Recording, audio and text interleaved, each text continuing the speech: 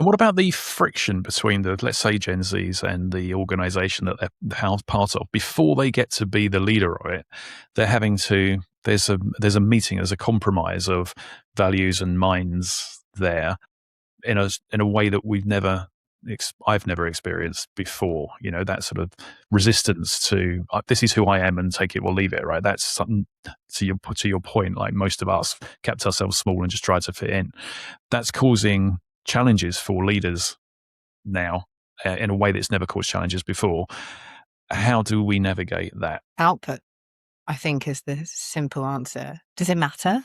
Does it matter? Like all the demands or everything is being painted in such a bad light.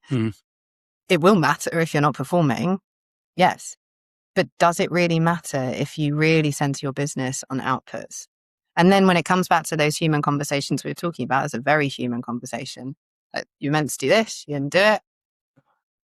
Here we are. It doesn't matter. Sometimes I think we over-engineer and make these things. I wonder if that's what they want as well. That very simplistic, look, this is what we've hired you to do. This is what we need you to do. Go do it. And then when they've done it, go, I've done it now. Can I go home? So, I think they do, because if you think about, I'm no expert in generations or psychology, but if you think about the world they've grown up in, everything's at the speed of the internet. I want something, I'll order it, comes through the door. That strips all the if we use the internet to find something, going through like an encyclopedia and trying to find it, blah, blah, or even me like putting in Carter CD-ROM in my computer. Like they want it quickly and they want it simply. So tell them the rules of the game clearly and simply. And I think they play. Like, I think it's when we try and make up weird rules that don't compute for them. They're like, why would we do that when we can just get there quicker? Because that's the environment that they've grown in.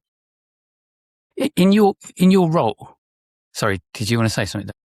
Because it depends how different the question is going to be. Oh, I was going to go off a tangent now, because I think what you said was really interesting, especially as you talk about the evolution and how things with AI coming in, particularly. That's what I was going to say. Oh, we're getting look at your minds. Look at your minds. Well, there you go. Go on, Del. You asked the question. No. You asked it much better than me. Go on. But that's exactly, I was going to say, like, AI is dominant at the minute. How's it being viewed from where you sit? I think we're playing, we're working it out. We are making some changes. We're thinking about how we get smarter with the brains, not the machines that we have in the business. Now we utilize them more effectively, and taking away the stuff that bogs them down. Can we get AI to help with that? But I think AI, there's a bigger bit here. One of my best friends is a doctor at a leading university in the UK. And she's noticed like the thinking just isn't there as it used to be. This is what she's done for as long as I've done HR. So she's really seen all the kids go through. And she was like, to her point, which I agree with, is that the schools need to do a better job of encouraging the thinking outside of AI, because it's the brains that are going to be hired, not I can do this task really quickly. I can find you this answer very quickly, that it would have been when I started out. So that bit, if that doesn't change, we're going to be in a really dark place, because those entry-level jobs won't be there in the same way. And how are we going to have the brains that are ready for the kind of brainier job, like the thinking jobs? I think there's a job to be done at a much earlier age. So how's it shaping your forward-looking people strategy, sitting in that seat of people? Yeah, I think it's as simply as I just described, really kind of looking at how do we utilize the brains that we've got, and how do we get rid of the stuff that's bogging them down.